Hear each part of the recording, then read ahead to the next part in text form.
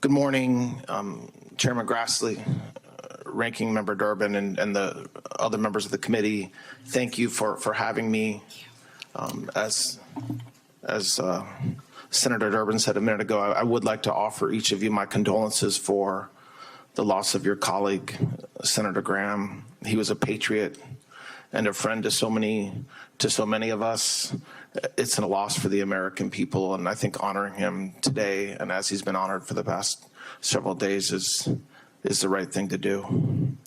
17 months ago, I sat at this table as the nominee to be the Deputy Attorney General, and I told you that serving in the Department of Justice was my American dream. Since then, I've helped lead it, first as deputy and now as acting Attorney General, and I'm here today to earn your trust once more.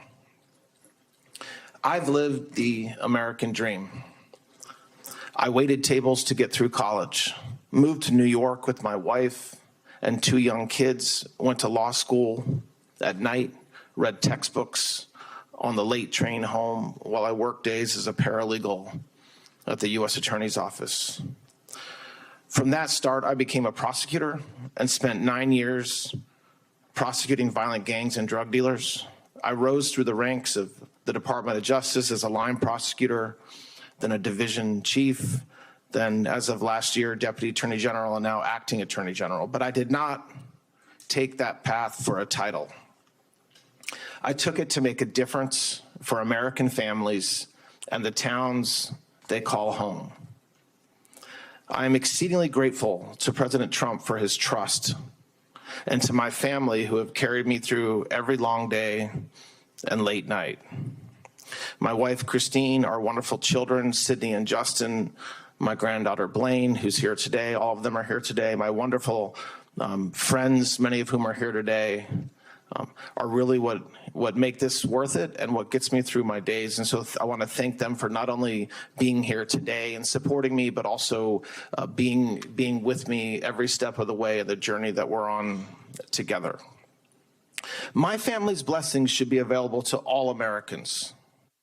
When a family can send their kids to school, walk their neighborhood after dark, and build a life without fear, every promise of the American dream is within reach. When they cannot, none of it is. That's my job, securing safety for every American. I'm pleased to testify again today to tell everybody here that we are doing just that. We are keeping America safe.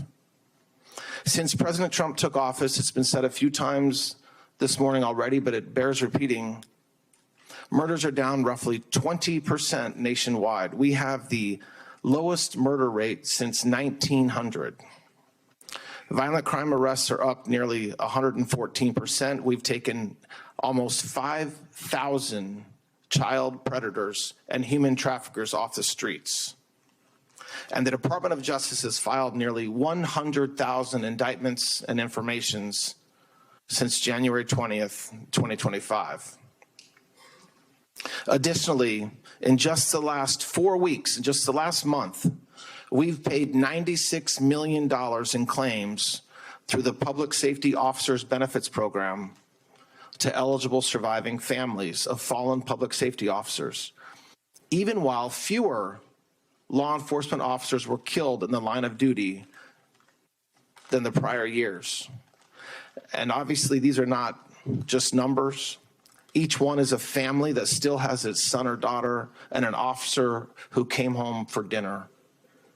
If you look at Washington and Memphis as examples, where we have worked with federal, state, and local partners, pulling thousands of criminals off the streets in those 2 cities. Homicides in D.C. are down about 60%, and overall crime in Memphis declined by more than 40%. We've seized thousands of illegal guns, brought more than 150 missing children home in those 2 cities, and cleaned up parks and spaces family once avoided, so you can take your kids and loved ones there once again. We are enforcing our borders. We are prosecuting the smugglers who profited from an open border, removing criminal aliens, and dismantling gangs like MS-13 and TDA. We're smashing the cartels and ending the scourge of drugs in our communities. We designated the major cartels as foreign terrorist organizations because that's exactly what they are. And we're using every tool that unlocked: narcoterrorism charges, forfeiture, and extraditions. Dozens of cartel leaders are now in American custody. Drug seizures are skyrocketing, and overdose deaths are finally falling. We are protecting taxpayers. Last year, the department brought the largest healthcare fraud takedown in American history, more than $14 billion, and another $11 billion in total fraud in just the last 3 months. That's money stolen from the fisc, stolen from Medicare, from seniors, working families, and we're clawing it back. We're doing all of this, I will add, through partnership. Federal agents, state troopers, county sheriffs, local officers, and state attorneys general in your home states, all pulling in the same direction. That is what happens when we fight crime together, and I want to bring that model that we've done in a few towns to more communities in every state. Above all, we are restoring American trust. In recent years, we watched the Justice Department turned against many of you and a former president, and it damaged the public's faith in justice. We are fixing that. Members of this committee on both sides have fair questions about the hard debates of the past year, and I welcome them. I'm proud of what we've done to help American families see safer streets and to have a fair shot at the life they're working to build. None of this is a Republican or Democrat issue. Every senator here has constituents who just want to be safe. The men and women of this department are the finest people I have ever worked with, and leading them is the honor of my professional life.